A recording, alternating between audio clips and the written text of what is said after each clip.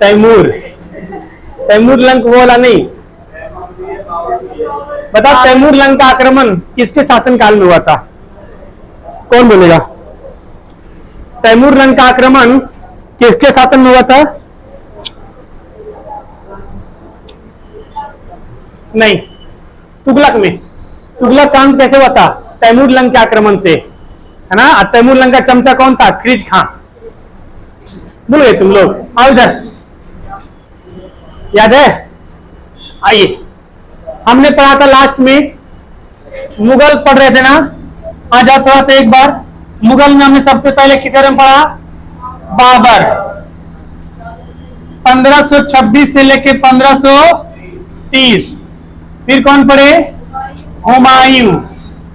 1530 से लेकर के 1556 तक। ठीक है, अब कौन पढ़ेंगे? अकबर। कौन पढ़ेंगे? अकबर। अभी 1556 से लेके कंटिन्यू, जब खत्म होगा तब दे डालेंगे। ठीक है, इसी बीच में एक और कौन आया था? शेरशाह सूरी। क्या शेरशाह सूरी मुगल वंश का हिस्सा था? नहीं। शेरशाह सूरी कौन था? अफगानी था तो ये भी अफगानी, लेकिन ये मुगल वंश था। इसका वंश से कोई लेना देना नहीं था, ये दुश्मन था। ठीक है, अब आइए कहानी शुरू करते हैं। किसकी? अकबर की। कहानी की शुरू करते हैं अकबर की। अकबर का जन्म, अकबर का जन्म कब हुआ था बउआ? 15 अक्टूबर 1500। अकबर, अकबर का जन्म 15 अक्टूबर 1542 ईस्वी को हुआ था।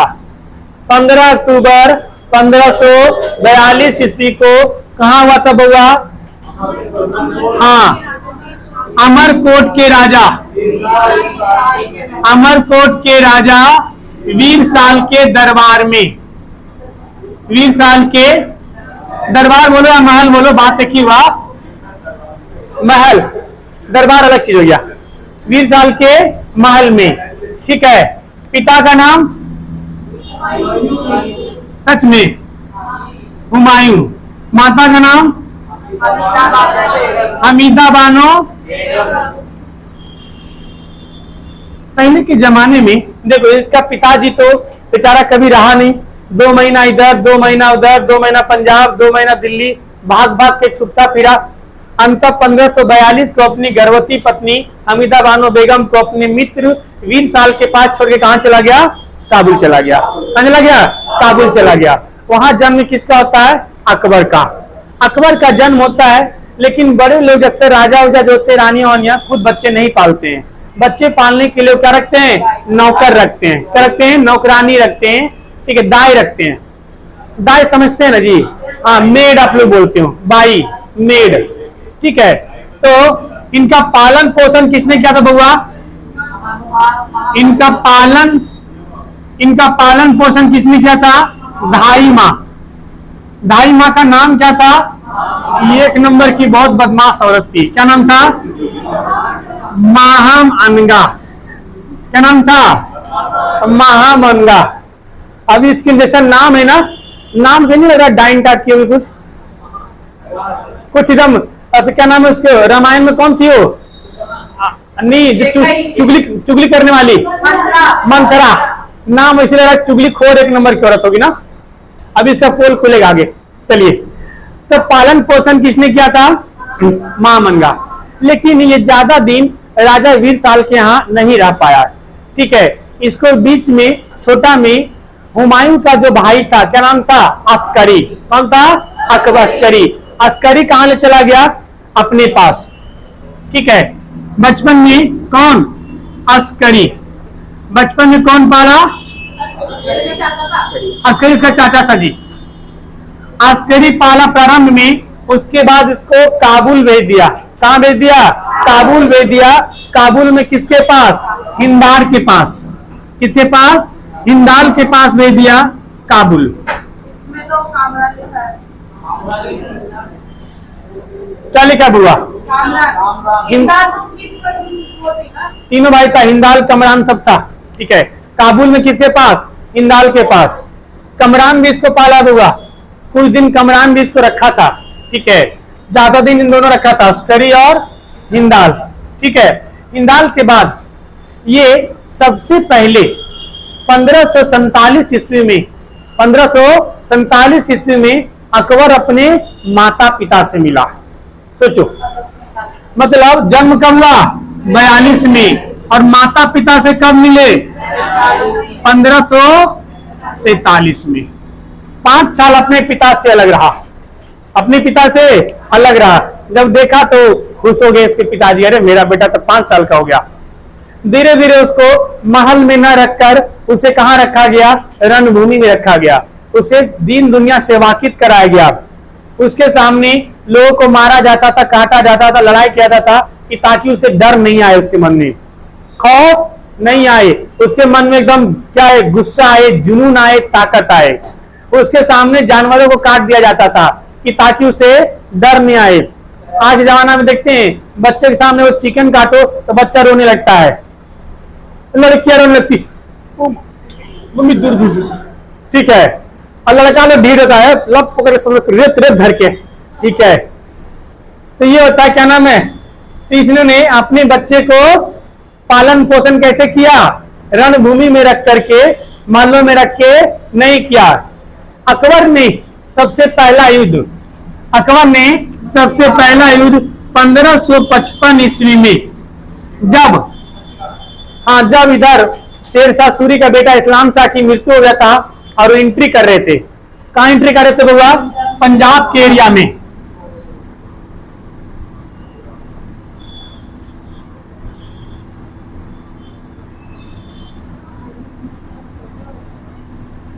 आओ हुआ,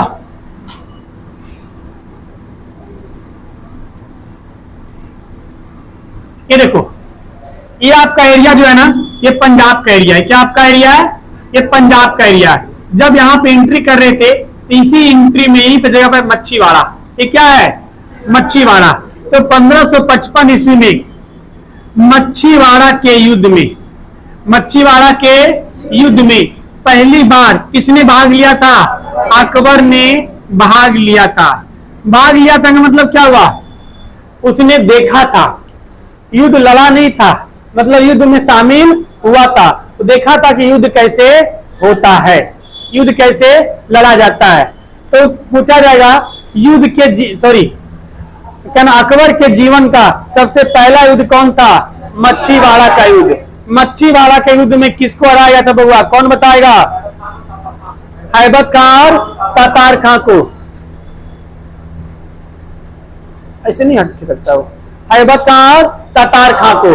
ठीक है, तो 1555 ईस्वी में अकबर ने पहली बार युद्ध में क्या लिया? प्रारंभ लिया, भाग लिया। उसके बाद 1555 में ही कौन सा युद्ध? सरहिंद का युद्ध। ये नीचे चंडीगढ़ के पास जगह बउआ, सरहिंद। कौन सा है? सरहिंद का युद्ध। सरहिंद के युद्ध में किसको हराया था? गुड, सिकंदर शाह को हराया था, सिकंदर शाह को हराया था। अब इसका क्या नाम है? एकदम बहुत बड़ा क्या नाम है?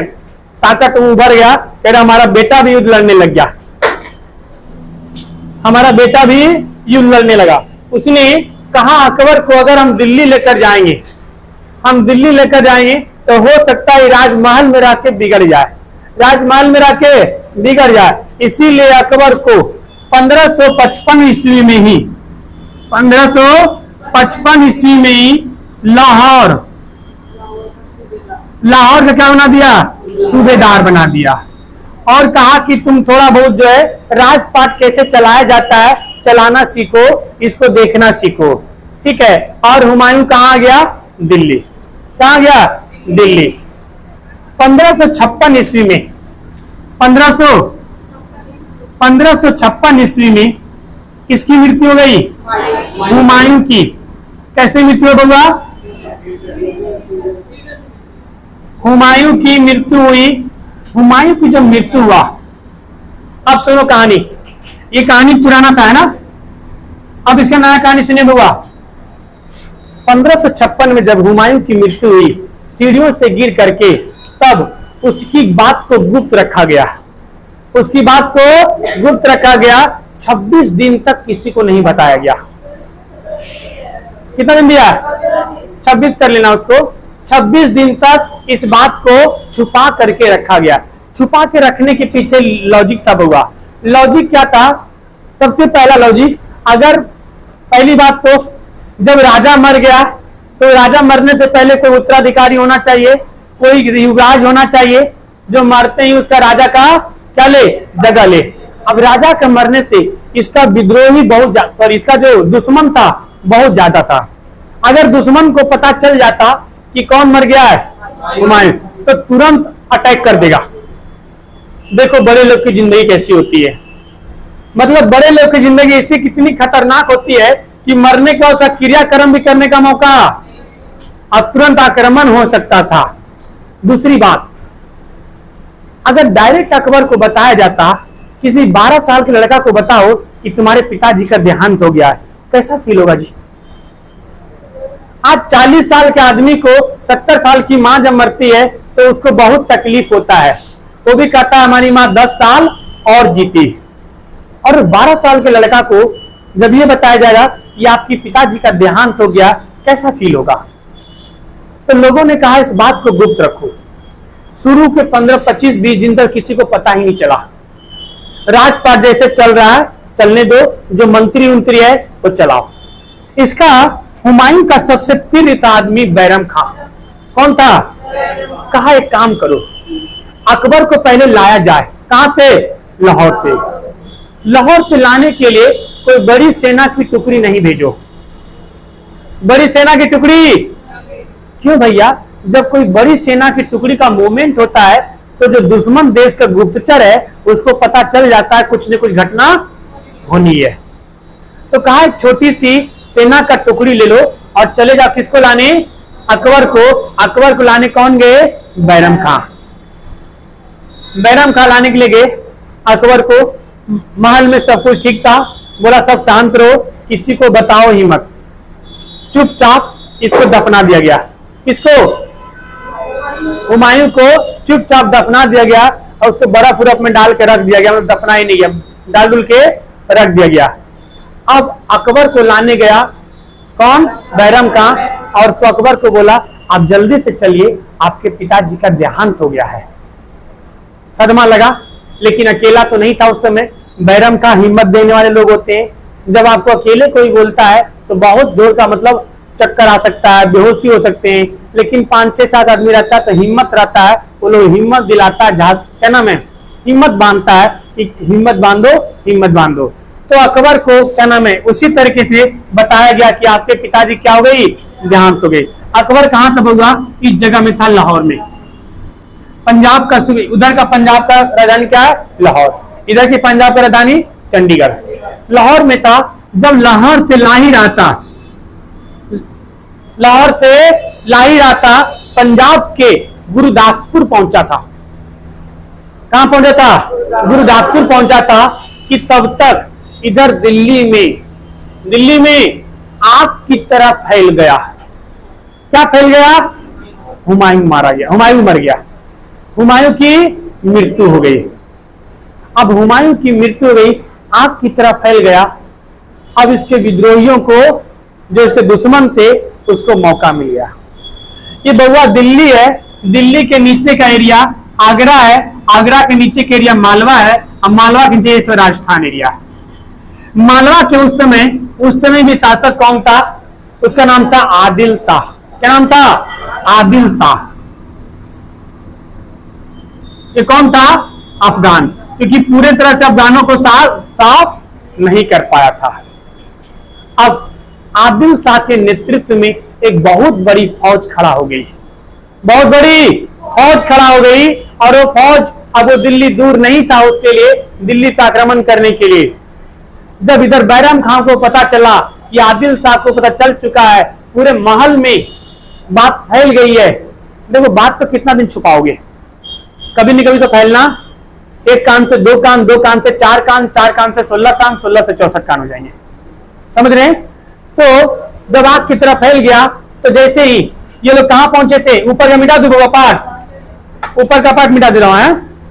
ये लोग अकबर को लेकर के पंजाब के गुरदासपुर के जगह एक काला नौर, क्या जगह होगा? काला नौर। ये लोग कहां पहुंचे थे? पंजाब के गुरदासपुर, गुरदासपुर के एक जगह है काला नौर, काला नौर। काला नौर में ही इनको कहा एक काम करो, अब राजा बनाना बहुत जरूरी हो गया, राजा बनाएंगे तभी हम युद्ध लड़ पाएंगे। इन्होंने ईटा उटा साजवाज से वो बना दिया उस सिंहासन, और सिंहासन में बैठा करके मिर्जा कासिम, नाम क्या था? मिर्जा कासिम, मिर्जा हफीज, हाँ ठीक है, मिर्जा कासिम याद रखो ना। मिर्जा कासिम ने इस काला नौर में अकबर का क्या कर दिया? राज्याभिषेक कर दिया, राज्याभिषेक कर दिया। अब कहानी सुनिए, बहुत इंटरेस्टिंग कहानी है। राज्याभिषेक कर दिया, करने के बाद नोट्स मत पढ़ो होगा, अभी काम नहीं आएगा, घर में पढ़ियो, इसीलिए हम देते हैं लास्ट में। अब वो कहा कि काम करो, अब राजा हमारा बन गया, अब हमें दिल्ली को पहुंचना है, लेकिन पहले दिल्ली नहीं पहुंचते हैं, पहले दिल्ली पहुंचने में गड़बड़ है। एक काम करो, पहले चलो आगरा। कहां चलो? आगरा। आगरा चलो, क्यों होगा? क्योंकि इधर से खतरा नहीं था, क्योंकि पंजाब का एरिया इसी का था, इधर से भी खतरा नहीं था। खतरा कहां से था उसको? नीचे से, नीचे से खतरा था। तो कहा एक काम करो, पहले चलो कहां? आगरा। जब तक वो बैरम खां अकबर को लेके आगरा आता है, वो रास्ते में आ रहा होता है, तब तक इधर आदिल शाह के नेतृत्व में एक विशाल सेना खड़ी हो गई थी। अब उसको जरूरत था एक बढ़िया सेनापति का, एक बढ़िया सेनापति का। तो उसी समय राजस्थान के एरिया, राजस्थान के एक शासक थे, क्या नाम है उनका? नाम था हेमू। क्या नाम था हुआ? हेमू। बनिया, जात क्या था हुआ? बनिया था, एक जात का बनिया था, लेकिन एक बहुत बड़ा कुशल योद्धा था, एक बहुत बड़ा वीर था। हेमू की रणनीति जब खड़ा हो जाती थी, अच्छे अच्छे को पानी पिला देता था, ये हेमू था। इसने हेमू को अपना क्या बनाया? सेनापति बनाया, और कहा कि नेतृत्व हमें क्या जीतना है? दिल्ली जीतना है। दिल्ली जीतने के लिए हेमू के नेतृत्व में एक विशाल सेना अफगानों का इतिहास लिखने के लिए फिर से खड़ा हो चुकी थी। जब तक ये आगरा पहुंचने की कोशिश करता, तब तक इसकी सेना, इसकी हेमू की सेना आगरा पहुंच गई। नक्शा थोड़ा बड़ा बनाते हैं बुआ, कहानी से बहुत लंबी जाएगी। देखो ध्यान से इधर,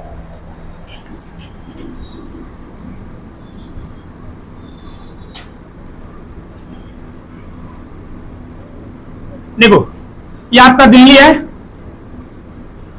ये आपका क्या है? राजस्थान। ये एरिया क्या आपका? राजस्थान। ऊपर की एरिया क्या होगा आपका? पंजाब। पंजाब से डर था, ये लोग इधर से आ रहा था, इनसे एरिया क्या था? आगरा। क्या हुआ? ये एरिया क्या है? मालवा। ये क्या आपका? मालवा। अब समझ में आ रहा है? जब तक ये आगरा पहुंचते, इधर से आगरा पहुंचने से पहले ये हेमू के नेतृत्व में, किसके नेतृत्व में? हेमू के नेतृत्व में इसकी फौज आगरा को घेर लिया, आगरा पर कब्जा कर लिया। अब आगरा पे कब्जा हुआ, ये घुस नहीं पाए, घुसने की कोशिश किया। अब इसने कहा कि ससुरा आगरा तो कब्जा हो गया, अब दिल्ली बचाओ, दिल्ली पहुंचो नहीं, दिल्ली बचाओ। अब दिल्ली तब पहुंचेगा तभी तो बचाएंगे। जब तक वो दिल्ली पहुंचते, दिल्ली पे आने की कोशिश किया, दिल्ली के बाहरी सीमा में था, तब तक हेमू की सेना, विशाल सेना दिल्ली को चारों ओर से घेर ली थी। सोचिए कितनी बड़ी सेना होगी कि दिल्ली को चारों ओर से घेर लिया, और इसकी छोटी सी सेना को वहां पे मार के भगा दिया, और ये भाग गया। ये वापस चला गया, कहां आ गया? पंजाब के एरिया में आ गया। वापस कहां गया? पंजाब के एरिया में आ गया। अब अकबर को क्या नाम है? अब अकबर को, जब अकबर तो 12-13 साल लौंडा था, उसे कुछ पता थोड़ी था जो बैरम खान करेगा, वही होगा। तो बैरम खान ने अब कहा अब दिल्ली हाथ से अभी निकला नहीं है, दिल्ली का भी घेराबंदी हुआ। ये लोग पहुंच गए किधर, पंजाब। अब पानीपत के मैदान के आसपास ये लोग पहुंच गए। अब ये लोग प्लान करने वाले थे, क्या प्लान करने वाले थे कि किस तरह से हेमू को हराया जाए, कि हेमू को हराया जाए। हेमू जिसे विक्रमादित्य की उपाधि मिला था, क्या मिला था, विक्रमादित्य की उपाधि। ये लोग सामना करने के लिए एक छोटी सी फौज के साथ, हेमू की विशाल सेना के साथ सामना करने के लिए 1556 में तैयार हो गए, 1556 में तैयार हो गए। लेकिन अब तैयार हो तो कैसे, इनकी फौज हजारों में और हेमू की फौज लाखों में। इनकी फौज तैयार होगी, अब निकलने के लिए इनका क्या नाम है, प्लान बनाया, कहा एक काम करो अपने सारे सैनिकों को बुलाओ। अब सारे सैनिक को बुलाओ और एक प्लान करो कि हम कैसे हेमू से लड़ सकते हैं, क्योंकि ये हेमू से जीतना बहुत जरूरी है। अब ये लोग पानीपत के मैदान में बउआ खड़े थे, पानीपत के मैदान में, ये वही पानीपत है जिसने मुगलों को एंट्री का इतिहास लिखा था। अरे पानीपत का मैदान फिर से अकबर का और मुगल का इतिहास लिखने के लिए तैयार था। पानीपत का मैदान सज के तैयार था, एक तरफ बैरम खां और दूसरी तरफ हेमू की सेना, हेमू की सेना। बैरम खां अपने पूरे बुलाया लोगों को और कहा युद्ध की कैसे किया जाए। बैरम खां का एक सलाहकार था, बैरम खां का एक सलाहकार था, उसका नाम था सलाहकार, उसका नाम था तरबी बेग, तरबी बेग। इसने कहा देखो आगरा पे कब्जा हो ही गया, दिल्ली में कब्जा हो ही गया, हम छोड़ देते हैं, चलते काबुल। बोला हाँ बहुत बढ़िया, शाबाश, इधर इधर। चाकू निकाला, चल काबुल, तलवार निकाला और सर काट दिया उसका। अब बोला और कौन कौन काबुल जाना चाहता है। बोला हम काबुल से जिंदा भले आए हैं, काबुल तब हम जाएंगे तो हमारी लाश जाएगी, चाहे युद्ध जीतने के बाद जाए या रणभूमि में मरने के बाद जाए। कहा जिसको क्यों काबुल लौटना है। इसने बैरम खान ने अपने सैनिकों को इमोशनली, देखो युद्ध एक सेनापति के बल पे जीता जाता है, सैनिक के बल पे नहीं। सेनापति जितना अच्छा होगा, बोलने की जितना अच्छी कला रखता होगा, आप युद्ध उतना अच्छा जीतते होंगे। जैसे हमारे मोदी जी, बोलने की कला बहुत अच्छी है, हमारी सेना का मनोबल बढ़ते रहता है। देखते हैं हमारे क्या नाम है, वो हुआ था सर्जिकल स्ट्राइक, हमारे जितने जवान गए थे सब के सब सही आए, अब 38 को काट के आए ना जी। तो कहते हैं तो सेनापति जितना अच्छा होगा उतना अच्छा सेना मोटिवेट होगा। इन्होंने सेना को एकदम इमोशनल ब्लैकमेल किया कि देखो अब हमारे पास कुछ नहीं बचा है, अगर हम काबुल जाएंगे हम उधर भी मरेंगे, क्योंकि वही काबुल है जहां बाबर को नंगी तलवार दिखाया गया था। जब बाबर को नंगी तलवार दिखाया गया तो हम तो उन्हीं के पोता है अकबर, तो हमें भी तलवार से ही स्वागत किया जाएगा। और इधर हमारे सामने एक विशाल सेना है, अब हमारे लिए करो या मरो का नारा है, या तो जीतेंगे या तो लड़ते लड़ते शहीद हो जाएंगे। कहा एक काम करो, एक बैरिकेड बनाओ युद्ध मैदान में। बैरिकेड समझते हैं, गोल घेरा। शुरू के 6 घंटे तक कोई भी तीर नहीं चलाएगा। कौन बोला? बैरम खां। ध्यान समझे रणनीति, कितना बार रणनीतिकार था ये। कहा कि शुरू के 6 घंटे तक कोई तीर नहीं चलाएगा, चाहे कुछ भी हो जाए, चाहे सारे सैनिक क्यों ना मारा जाए, चाहे हम भी क्यों ना मारा जाए, हम भी क्यों ना मारा जाए, आप कोई भी कोई तीर नहीं चलाएगा। अकबर को बोला एक काम करिए, आप महल में जाकर बैठिए, हम युद्ध जीत लेंगे। हाँ चाचा हम जा रहे हैं, जीत लेंगे ना, हाँ जा रहे हैं। 12-13 लौंडा क्या पता रहेगा यार, ठीक है। उनको भेज दिया और कहा हम खुद जीत लेंगे, ठीक है। ये वही बैरम खां है जिसने अकबर को गोद में लेकर के, जब एक तरफ हेमू की सेना खड़ी थी और एक तरफ बैरम खां की छोटी सी फौज, इन्होंने क्या नाम है अकबर को गोद में उठाया और मिट्टी को तिलक लगाया और कहा हम आपको राज्याभिषेक करते हैं और दिल्ली का राजा नियुक्त करते हैं। ये कॉन्फिडेंस था किसके अंदर? बैरम खां के अंदर। अब ये प्लान हो गया बउआ कि क्या नाम है कि कोई भी 6 घंटा तक तीर नहीं चलाएगा। आ गया डेट 15 नवंबर 1556 को पानीपत का दूसरे युद्ध। ये युद्ध किससे किससे बीच हुआ? बैरम खान और हेमू के बीच। जैसा रणनीति था, रणनीति के मुताबिक 6 घंटा तक कोई तीर नहीं चला। हेमू के विशाल सेना ने खूब चलाया तीर, जम के खूब भाला फेंका, खूब उसके हजारों सैनिक मारे गए, फिर भी तीर। अब हेमू को लगा कि इसके यहां तीर नहीं आए, तीरंदाज इसके यहां नहीं है, क्योंकि युद्ध के मैदान में सबसे ज्यादा डर किससे था? तीरंदाजों से। भैया भाला से कितना मारोगे? भाला से तो सामने जाकर मारोगे ना भाई, अब तीर से तो दूर से मारोगे। भाला लेकर के कोई हाथी पे बैठा हुआ सवार आदमी को मार सकता है? नहीं मारोगे, तो पैर से मारोगे, 10 ससुरे, समझ रहे हो? और युद्ध के मैदान में सबसे मेन कौन होता है? सेनापति। सेनापति हमेशा बीच में होता है, कभी फ्रंट में, क्योंकि सेनापति मारा गया युद्ध खत्म, या राजा मारा गया युद्ध खत्म। हेमू बीच में था, हेमू निकल ही नहीं था, सब हेमू के इंतजार में था। हेमू निकले, जब 6 घंटा बीत गया, हेमू को लगा कि अब कोई भी इसके तीरंदाज नहीं है। अब वो ससुरा हाथी पर खड़ा होकर के गदा फेरने लगा, भाला फेरने लगा। क्या है मुंह? ए बैरम खां किधर है? निकल बाहर, हमें पता है तुम्हारे आगे कोई तीरंदाज नहीं है। अब हम विजेता बनने से कोई नहीं रोक सकता है। बैरम खां बोला आने दो। जब वो बाहर निकला अपने झुंड से, अब बोला चलाओ तीर। सब बैरम खां के जितने भी तीरंदाज थे, हेमू को चारों ओर से घेर लिया। पहला तीर मारा दायां आंख में, दूसरा तीर मारा बायां आंख में, तीसरा तीर मारा मीनार में। तीर से पूरा शरीर छेद कर दिया और हेमू गिर गया। हेमू गिर गया हाथी पर से, और गिर गया। अब बैरम खां चढ़ा हाथी पे और अपना झंडा गाड़ दिया और युद्ध जीत गया। हजारों सैनिक काम आए, लाखों सैनिक काम आए? नहीं बउआ। जैसे ही हेमू मरा, उसके सैनिक तितर बितर हो गए और युद्ध बैरम खां ने जीत लिया। बैरम खां ने ये वही बैरम खां है। और आगे जब बैरम खां की कहानी बताऊंगा तो आप कहोगे बताओ कैसे कैसे लोग हैं दुनिया में। अब ये बैरम खां जीत गया, यानी अकबर क्या बन गया?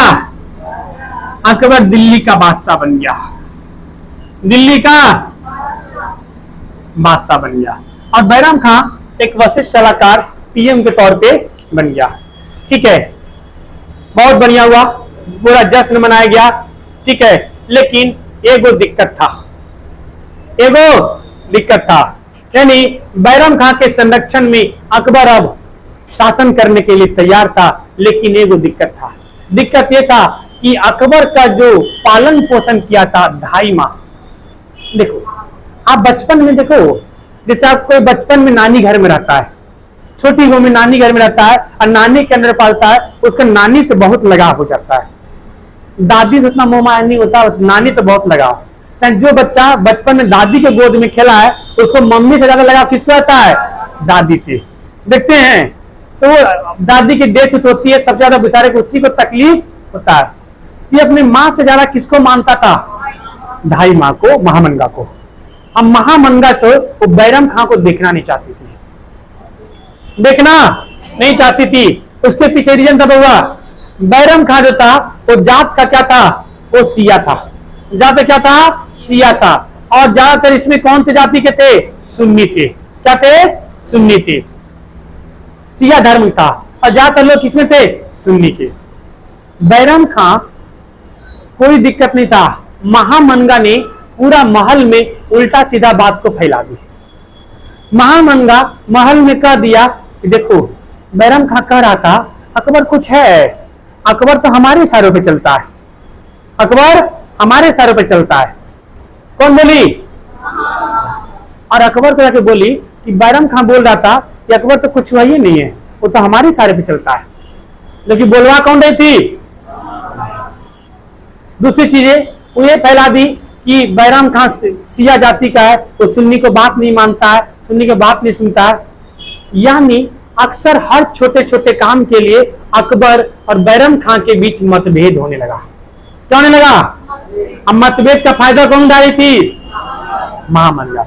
महामंगा फायदा उठा रही थी, क्योंकि महामंगा का फायदा उठाने का एक रीजन था। उसका एक बेटा था, उसका एक बेटा था, ठीक है। तो चाहती थी कि हमारा बेटा जो है वो बैरम खान का जगह ले, बैरम खान का जगह ले, ठीक है। उसका नाम क्या था जी? महामंगा के बेटा का नाम? महामंगा का एक बेटा था, छोड़ो भूल गया।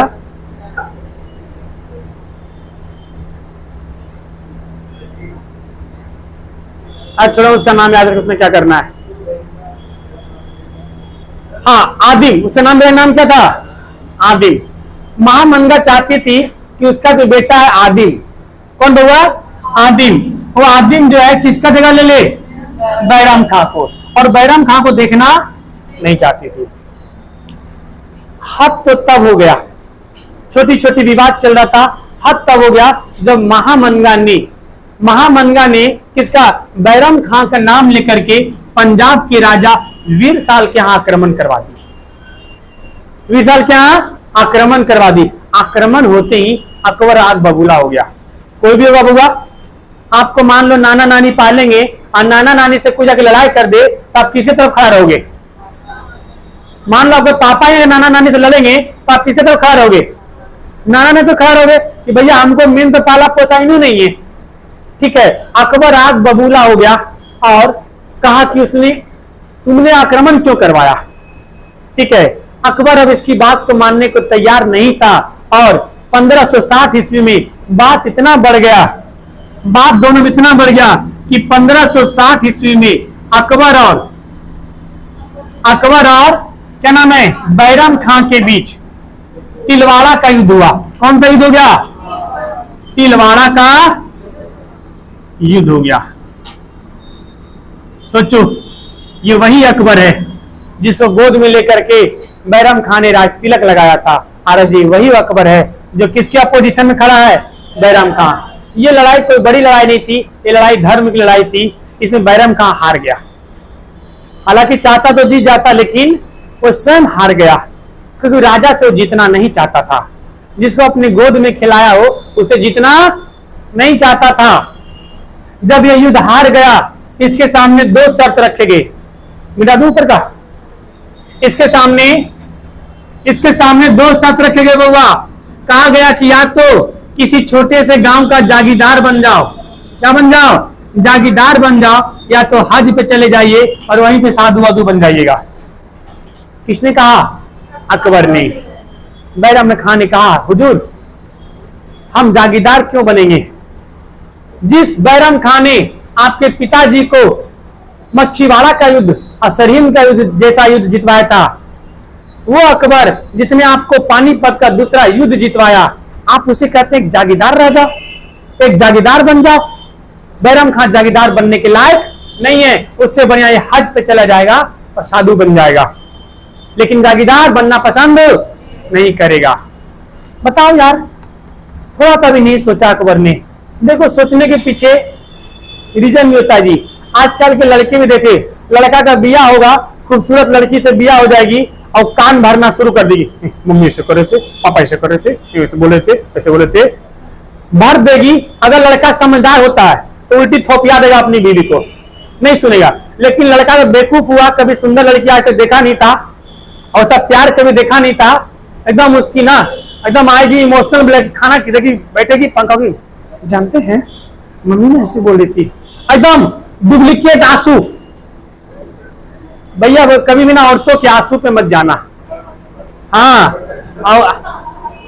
कौन था? हाँ, मगरमच्छ आंसू दिखाएगी। अब हाँ, मम्मी बोली थी, ए मम्मी तुमने क्यों से बोली? तू ना माँ बाप को घर से निकाल देगा। आजकल तो वो औरतें जो माँ बाप से अलग रहती है, वो भी जब मायके जाती है तो भाई भाभी को कहती है माँ बाप का ख्याल रखना। समझे? आजकल तो वो भी औरतें जो माँ बाप से अलग रहती है और मायके में भाई भाभी से कहती है माँ बाप का ख्याल रखना। सोच लो, तो क्या करोगे? ऐसा आज भी कलयुग में भी हो रहा है।